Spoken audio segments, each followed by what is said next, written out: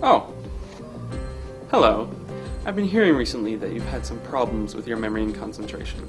Well, never fear, Alex is here.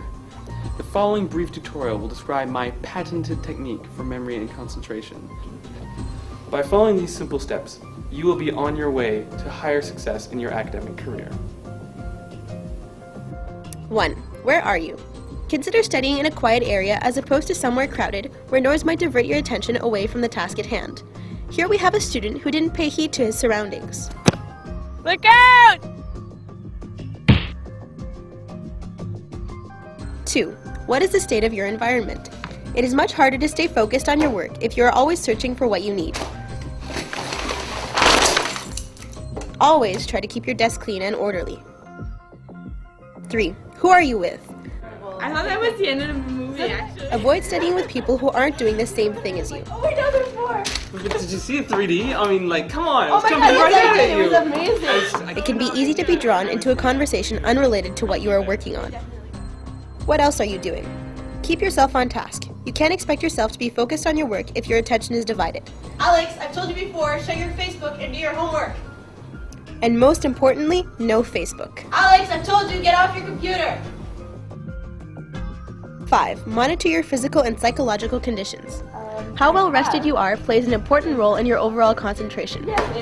No matter where you are and what you're doing, if you are tired, your concentration will suffer. Memory. Your memory is divided into two main types, short-term and long-term.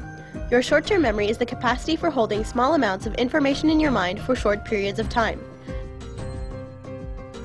Your long-term memory can store information for as little as a few days to as long as a few decades. Consequently, you will be engaging both your short-term and long-term memory when studying. Your short-term memory will be active during the study process. Here are a few tips to help you do this effectively. 1. Connect materials to things that exist in your everyday life. It is much easier to remember complicated material if you can connect things you are studying to examples you see in your daily life. Consider ethylene, a plant hormone that increases ripening in plants. 2. It is easier to remember things by song, humor, and sex. The human mind more easily remembers information that is sexual, humorous, personal, etc., as opposed to arbitrary sequences. These are called mnemonic devices. Every plant can do this. Stupid. Rhymes, songs, jokes, and meaningful experiences that you can associate with your study material will be easier to remember than random information. 3. Space your practice times. Your short-term memory has limited capacity. Once it's full, the information has to be transferred to your long-term memory before you can continue to use your short-term memory. Don't expect yourself to be able to remember everything after studying for hours straight. Prepare short, productive practice times with periods of rest and/or activity in between to maximize your memorization capacities. 4. Break down larger tasks into smaller ones. Organize the subject you are studying into main ideas and make a plan to study each of these separately. You will remember things more effectively this way.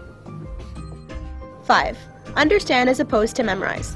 When possible, try to understand the concepts behind the material that you're studying instead of trying to memorize all the details. 4 divided by 2 is 2. This way, when you come across questions that differ from the ones you have studied, you will have an easier time adapting to the new format. A helpful tip may be to try and generate your own examples when studying instead of using those discussed in class. You sure you're done? Okay. Finally, 6. Sleep.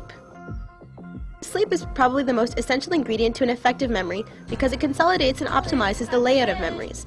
Alright, good night, Mom. Good night, sweetie. Studies have shown that students who suffer from a lack of sleep generally have lower grades and impaired concentration.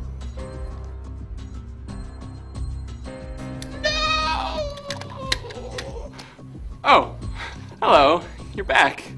Well, I hope they make the most of this experience and that you will soon forget what you've learned here in this video.